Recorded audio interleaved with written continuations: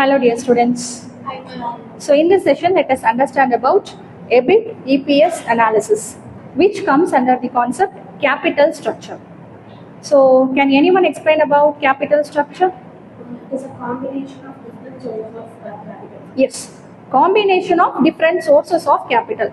Again, different sources of finance in the sense, can we say equity? Can we say preference? Debt? So all these things are different sources of capital.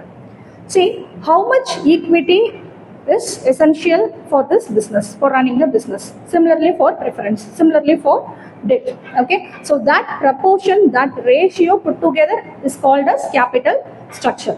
So this topic, EBIT-EPS analysis, comes under our capital structure concept. So this is the format. So as usual, from sales, if we reduce variable cost, we'll be getting contribution. And from contribution, one more cost is there, right? That is fixed cost. If we reduce that, we'll be getting EBIT. What is this EBIT? Yes, earnings before interest and taxes. Okay, so nothing but profit.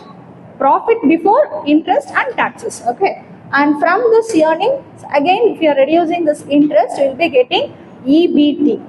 Right? This I will be deducted, so EBT. Again, from this EBT, if we reduce tax, so it becomes EAT. What is EAT? Earnings after tax. Okay, so this EBT becomes EAT. And if in case in your problem dividend is given there, you have to apply. Okay, so less preference dividend, so we'll be getting earnings available to equity shareholders. See, our final aim is to identify EPS, that is earnings per share. So to calculate this earnings per share, so what we identified now, earnings available to equity shareholders. Again, that is also profit. Okay, so after deducting interest, tax and all everything, so this earnings available to equity shareholders, from this we have to divide the total number of equity shares. Okay, so in your problem it will be given there. So if we reduce that equity number of shares, like you will be getting earnings per share. So earnings per share. So after identifying this earnings per share, we come to a point like whether to pick this particular project or not. The highest EPS for which project that what you are getting, so you have to pick that. So for the future growth of the business. So again, different sources in the sense equity, preference, dividend, all these things are different sources. Okay, so that correct mix, right proportion is actually called as capital structure. Okay, so there is one more concept called as optimal capital structure. Optimal, what is that? Right mix of equity and Yes, right mix of equity and debt. So how much equity you have to prefer and how much debt. So the combination should be always there. Okay, preferring only equity or preferring only debt is not, it is not preferable, it is not advisable. Okay, so that is what optimal capital structure, where in this optimal capital structure, what we identified here, EPS, this earnings per share should be maximum. Okay, keep that in mind. And one more thing, cost of capital.